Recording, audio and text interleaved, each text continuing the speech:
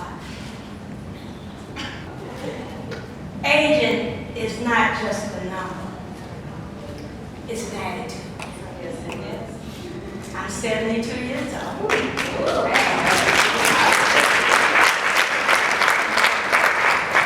And I will not change this race at any age in the development cycle. My sister died at 39 years old from breast cancer, 35 years ago. But when I was diagnosed, I knew I was not going to die. I knew God was trying to tell me something. Slime, take a break. If I have to put you in the hospital and put you on your back so you can look up to the hill or what's coming to your house, you gotta be all right. This is my season. This is my season to reap the things that I've sown. The seeds that I've sown, this is my season. I haven't been perfect, but God knows I've been faithful. And this year, I'm just wondering, it doesn't get any better than your season. Superman. Most of us would rather drop from exhaustion than face the guilt of caring for our own needs. However, when mom is depleted, the whole household suffers. Trust me. Try it right now. Just think about what's going on. Many of us lose ourselves when it comes to being mom. I call this the silent war because it's the process of slowly fading away from ourselves, our interests, and our passion without even realizing what's happening. As moms, we find it so hard to say that little word, no. And yet, almost invariably, it's the first word a baby will say. That's right. A little child should leave it. The next challenge that mom faces in self-care is the issue of setting priorities.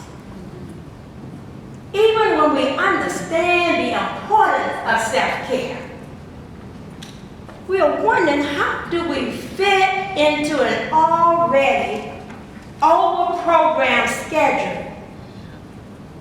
What mom has the time, the energy, the money to spend on spa days, date nights, gym membership, or simply to take a few minutes just to read a good book? The truth is, we are not super moms, thinking we have to be in charge of everything because we feel we're the only ones who can do it right.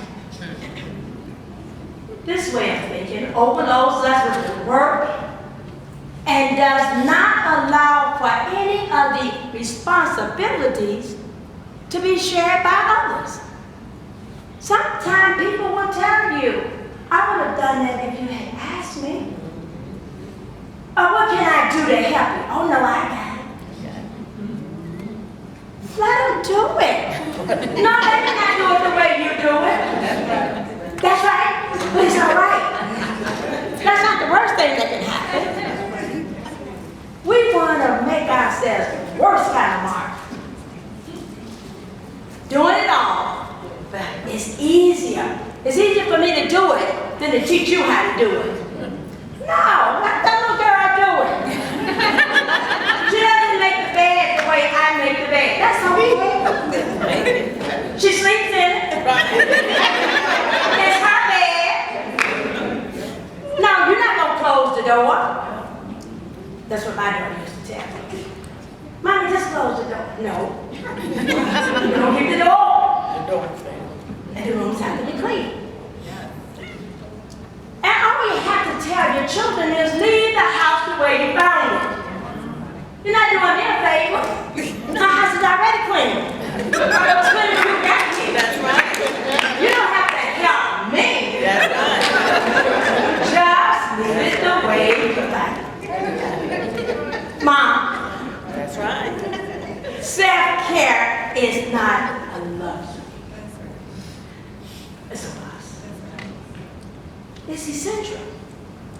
Many of us in this room may not know what self-care is. We know the word, yes, but how do we do this? What does it mean to take care of ourselves? And we may find ourselves in the throes of an emotional breakdown or in deep despair because we just don't know how important it really is. Even when we feel bad, we don't feel like we have the time to go to the doctors. Oh, it's just a stomach ache.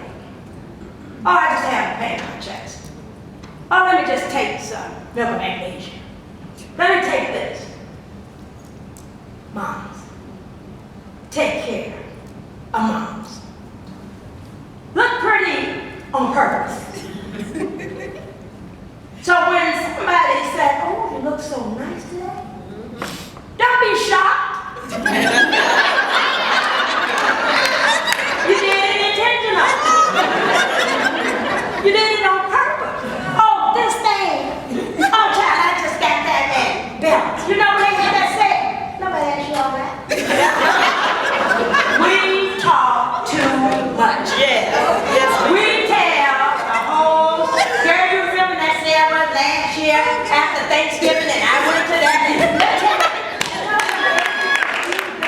Yes, we do. They say you are beautiful. Can't you say that? Thank you.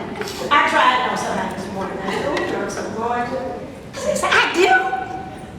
Then you know you did that intentionally. I said, your makeup is beautiful. Oh, it is?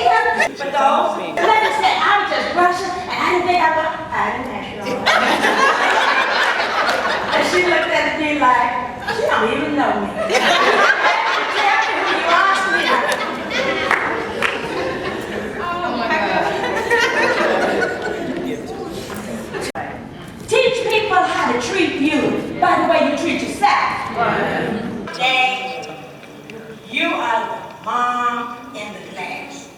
If you come to my office, you will see mirrors all over my office. I teach because I have my clients look in the mirror and introduce themselves.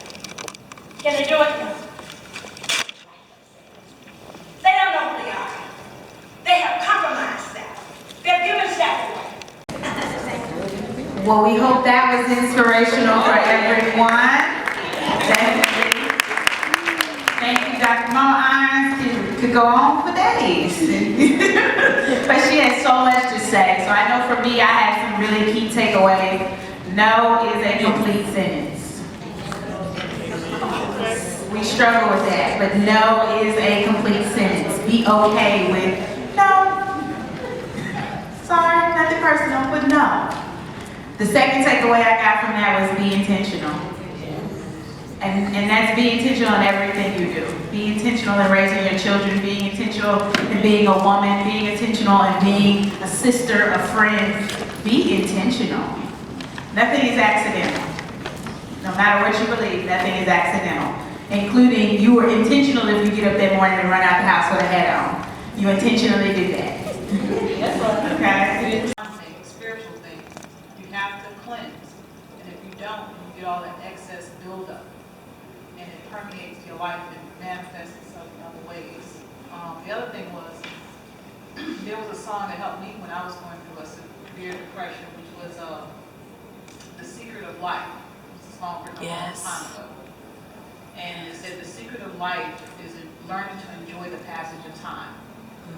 It's less important what you do, but the more important thing is how to enjoy it. You could be sitting in a prison incarcerated, but as long as you enjoy it, you'll be okay. The problem is when you don't enjoy your life and you let those little small tiny things make or cause big impressions and impacts or devastate yourself and others. So I just wanted to share those two things. Great. As my grandma said, keep living. You know, she's lived a full life at 84, and every Thanksgiving we go through the same. I might not have too many more.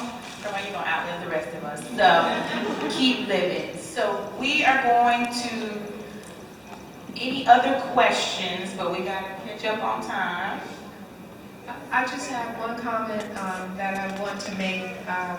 You know, normally when I go to, I've been to different conferences, and most people are excited and they feel positive and feel really good and want to change and want to, you know, do things differently. And I just want you guys to know that after you leave, that's an emotion that you have. Don't let go of it, because it is a process. It's not you're going to walk away and all of a sudden start waking up and doing something different, you know, because when it's been a part of your habit and you're dealing with fear issues, then I would really recommend that you address it in a way with someone who can help guide you through that process. If you don't contact me, you have Dr. Irons, and there may be other people in the room, and you have Roxanne here, or someone who you trust who can help guide you to get rid of some of the cellular memory, because that's basically what it is. Most of us want to do something better and to change, but it's not that easy for you to wake up and all of a sudden start, you know, walking with a swagger to the right instead of to the left. You used to, it feels comfortable, and the moment that you get a challenge that comes into your life, you're going to go to that swag to the left, right? Because that's the side you're used to walking on. So if you're excited, if you're motivated, if you want to do something different in your life, if you want to, as a mother, begin releasing and addressing some of your fears, you know, go beyond this conference in order to begin making that happen. That's just a recommendation that I have for you. My first memory of my life, and when I think about all the fighting and climbing I've done since, I've been climbing back up those steps. I've been fighting back my whole life. You know, it's amazing how things that happen to us early on in life shape the way we view life.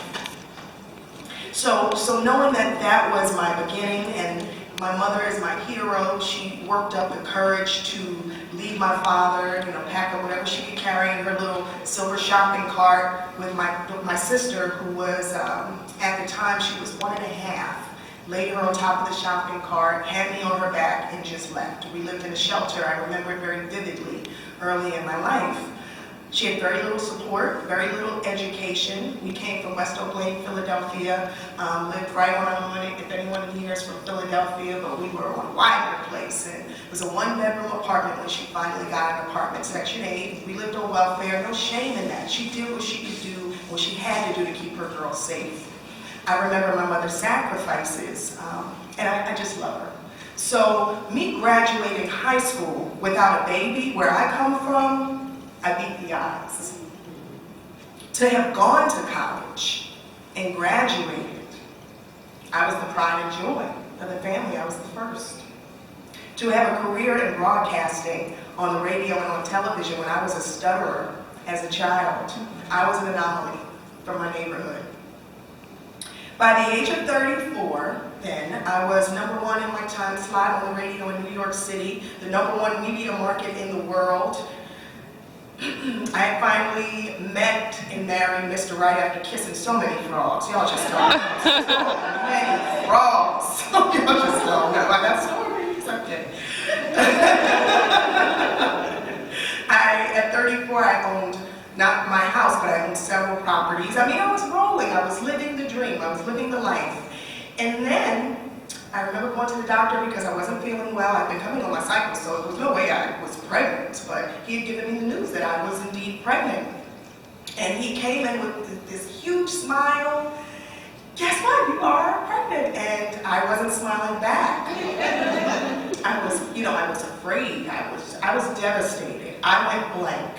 That was my response. And it was in that moment, this is a very safe space, and I'm just going to be honest with you, no fear here.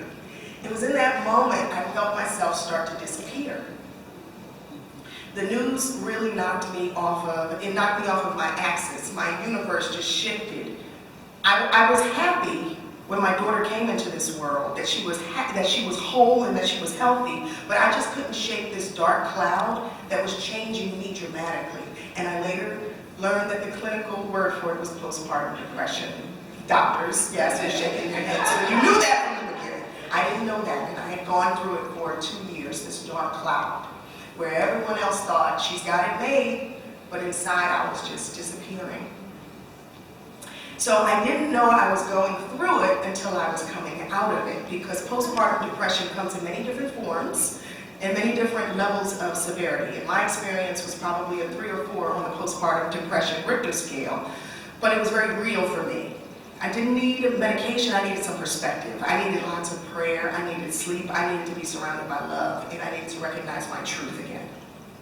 Just the world was upside down and I needed to see it right side up. What was realized is that somewhere along the line, I got in my head, now you know my past, so maybe you'll be able to relate to this. I got in my head that once you had a child, or once I had a child, that my goals and my dreams, my balance and my happiness had to be sacrificed. I fell into this postpartum depression not because of my daughter's birth, well, the hormones played a role, but the larger part of it was because subconsciously I thought the ride was over. I thought that all the living that I wanted to do had to be out of the way before I had a child. And I think it came from watching my mother. It came from watching her struggle, from sacrificing all of her hopes and dreams so that my sister and I could have the very best in life. I remember my mother going without food at times, eating sugar bread for dinner, just so that we could have whatever food was in the house. She wouldn't go out on dates. I think I was a teenager. I don't know. But she wouldn't do anything. She wasn't living her life. She was making sure we were okay, that we were clothed, that we were fed, we had a roof over our head. We lived in a 1-bedroom apartment. She slept on a sofa bed in the living room so that my sister and I could have the bedroom to know what it felt like to have our own bedroom. So that is sacrifice. And that's what I knew. That was motherhood. Self-sacrifice. I didn't know I was ready for that. It was a seed that had been planted decades ago about what motherhood would be. I think that's why it waited so long. I really was the last of the Mohicans in my group of friends. Everybody else right now has kids in college or graduated from college, and look at me, I have a 4-year-old, they do not have any sympathy for me at all. I asked for babysitters, you're on your own. We have done our job. So this seed multiplied over the years because I knew that I wanted my child to have more than what we had growing up. I wanted her to have the education, the advantages, the toys, the books, the friends, the princess dresses, you name it, all the things we didn't have. So that seed of sacrifice, she comes first, you come last, it just multiplied in my mind. And it got to the point where, I can honestly say now because we're in a better space, but it got to the point where I was borderline divorcing my husband because I had not acknowledged him. I couldn't tell you the last time I slept with him, that poor man. I did lose one of my jobs. I lost one of my jobs because I was trying to be a superwoman, do it all. I was 22 pounds overweight in the blogs. Where's the blogger that was in here? The blogs were not nice to me at all. I was just an unhappy, miserable person. Everything that I touched was a reflection of that because of the way I was feeling inside. I knew I needed help. I really needed to change the way I was processing. I needed to change my mind. I needed to understand that loving someone unconditionally didn't mean that I had to love myself any less. That being a good mother didn't mean that I had to be less of a wife. That being there for my child didn't mean that I had to give up all that I'd worked for, slaved for, and dreamt of. So drilling out a deep-rooted seed that, like what I had planted many, many moons ago, it's easier said than done because our experiences as children travel with us throughout life. They become the very fabric of our being, our moral fiber. So to undo a lie that I've been telling myself for decades, that took a lot of work. And I started with prayer. I started by reading a lot of self-help books, The Power of Now, The Law of Attraction, and any other book that had a great Oprah review. Then I learned about meditation, spending mental time in splendor. There is power in that. Just don't fall asleep with the candles on. Happened.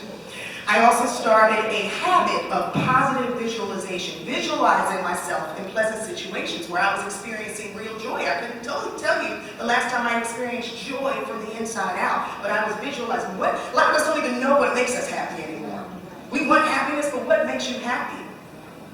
So I had to reconnect. And I also had to reconnect with my fearless alter ego and let her have a little more reign in my life.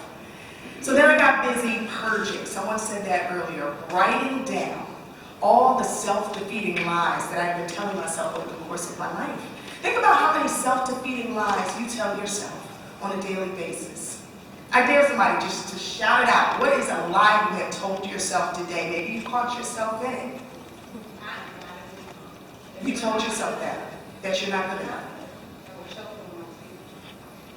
I have trouble believing that you would do that. I got to hear a little bit of it. But these are lies we tell ourselves. Why is it that we have no problem believing the lies, but such a hard time believing the truth about ourselves? The truth is that we are phenomenal, that we are strong, that God made us with everything we need to get the job done that He sent us here to do. We were not meant to live poor. If we are poor, it's because we think poor. We weren't meant to feel defeated, to feel deflated. Our lights were not meant to be dim. God said, let there be light, and it was done. Now, do you think He was talking about the sunshine alone? He wants us to live a life of enlightenment. He said, let there be light, so that we know who we are and whose we are. We are supernatural. We are made in God's likeness. And I'm not talking about eyes to see or legs to walk. We have supernatural ability to manifest the lives that we want. We have the ability to walk in the light and in our truths. We have the power to manifest. Whether we are doing good or bad in our lives at any given time is a direct result of what we've been thinking or telling ourselves. Like, really think about that. What have you been telling yourself? And how is that reflected? I know how it's reflected in my life. We've got to recognize toxicity and toss it to the side so that we can live in the truth of who we are. As women, we are super powerful. We are supernatural beings put here to create life. We are Mother Earth. We are by right creators, the very vessels of life. From the beginning of the Bible and the Quran to the end, women are bearers of life. And at no time on no page or no scripture does it say that when we create life that ours is to end. And that's the truth. That is the truth that I know. So once I started writing down all these lies I was telling myself, the truth just came pouring in like a little light switch that went on. And you know what else I discovered? By accepting those lies as truth, they really were manifesting in my life. One lie after another until those lies started becoming real. How many of you believe that the energy we put into the world, we get back tenfold? The seeds that we sow, good or bad, we get back tenfold.